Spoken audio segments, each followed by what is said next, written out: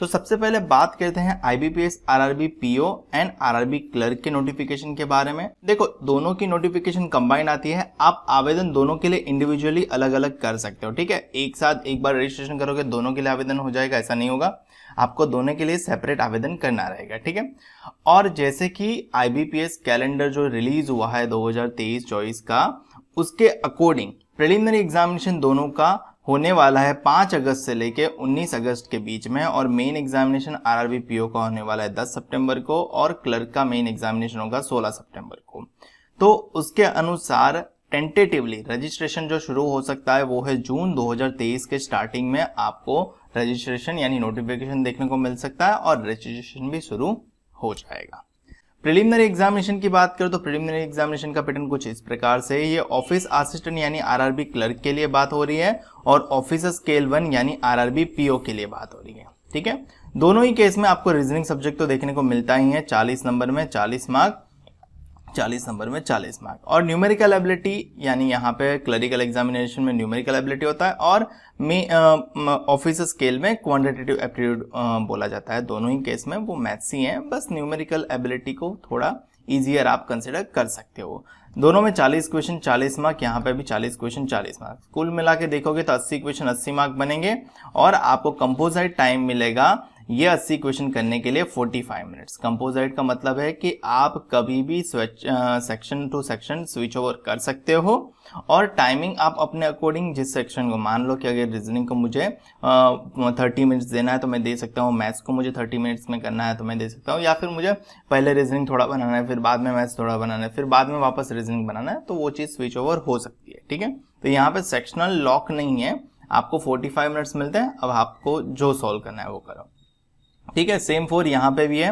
तो ये दोनों के हैं प्रिलिमिनरी एग्जामिनेशन। अब बात करते हैं मेन एग्जामिनेशन पैटर्न के।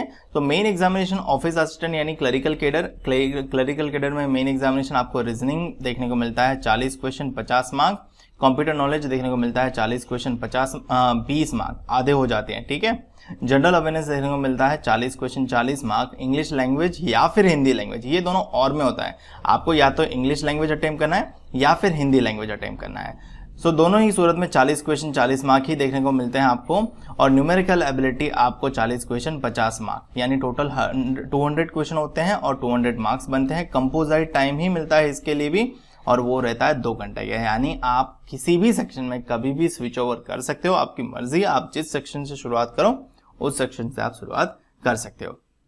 सेम फॉर ऑफिसर स्केल 1, बस यहाँ पे फर्क ये होगा कि मैथ्स की जगह न्यूमेरिकल एबिलिटी की जगह क्वांटिटेटिव एप्टीट्यूड बोला गया होगा, बाकी 200 क्वेश्चन ही बनेंगे, 200 मार्क ही बनेंगे, और कंपोजिट टाइम 2 घंटा ही मिलेगा। ठीक है, चलिए बढ़ते हैं नेक्स्ट सेक्शन की ओर। तो नेक्स्ट है हमारी आईबीपीएस क्लर्क की एग्जाम। जैसे कि आपको पता रहेगा टेंटेटिवली जो नोटिफिकेशन मतलब आईबीपीएस का कैलेंडर रिलीज होता है उसमें बोला गया है कि प्रिलिमिनरी एग्जामिनेशन 26 अगस्त 27 अगस्त और 2 सितंबर को होगा, और मेन एग्जामिनेशन 7 अक्टूबर को होगा। तो रजिस्ट्रेशन उसके अनुसार टेंटेटिवली शुरू हो सकता है जून के एंड में या फिर जुलाई के स्टार्टिंग में 2023 के, तो आपको नोटिफिकेशन उससे पहले देखने को मिल जाएगा। प्रिलिमिनरी एग्जामिनेशन का पैटर्न कुछ इस प्रकार से है, जहां पे 3 सब्जेक्ट आते हैं। देखो आरआरबी में 2 ही सब्जेक्ट आते हैं, यहाँ पे इंग्लिश का उतना इंपॉर्टेंस नहीं दिखता आपको, प्रीलिम्स में तो आता ही नहीं है, मेंस में आता है, बट उसके अगेंस्ट में हिंदी भी मिल जाता है। मतलब जिनको इंग्लिश का फोबिया है उनके लिए तो आरआरबी गोल्डन अपॉर्चुनिटी है।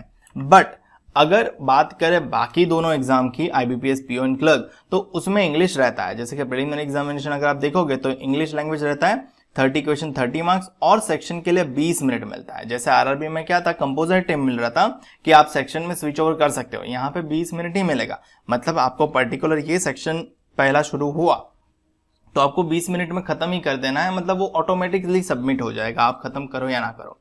फिर आपका सेक्शन जो भी नेक्स्ट होगा, मान लो कि वो न्यूमेरिकल एबिलिटी है यानी मैथ्स है, तो उसमें 35 क्वेश्चन 35 मार्क, और उसके लिए भी 20 मिनट दिया गया है, यानी 20 मिनट उसके लिए मिलेगा।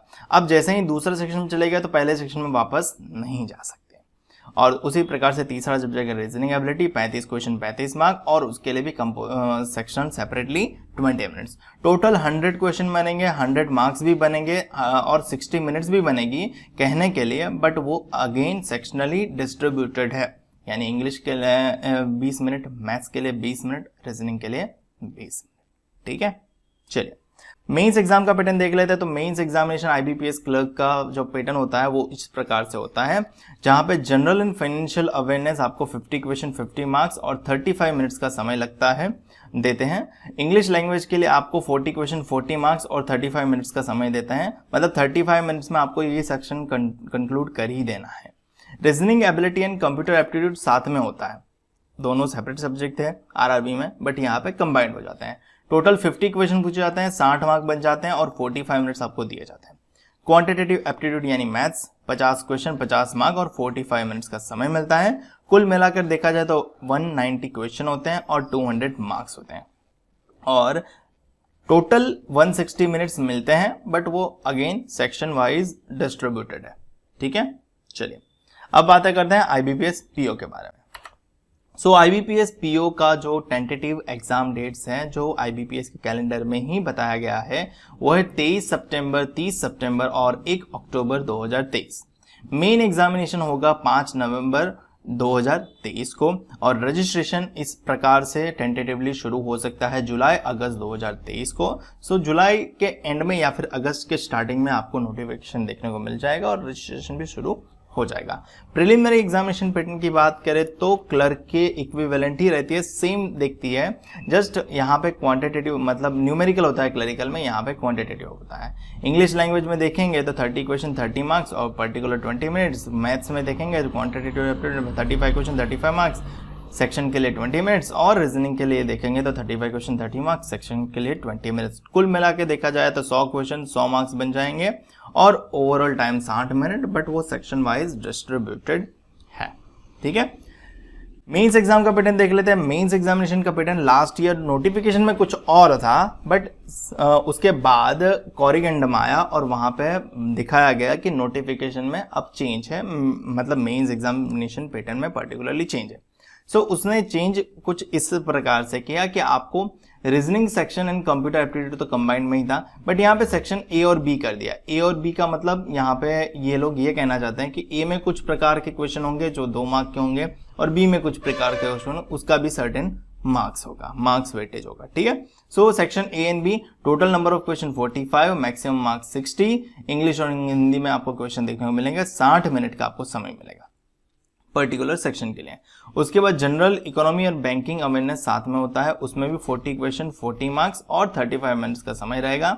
इंग्लिश लैंग्वेज में भी section A B type question रहेंगे, 35 क्वेश्चन 40 मार्क्स और 40 मिनट्स का समय रहेगा। डेटा एनालिसिस एंड इंटरप्रिटेशन यानी मैथ्स का अपग्रेडेड वर्जन ऐसा बोल सकते हैं, या फिर मैथ्स का एक टॉपिक है DI।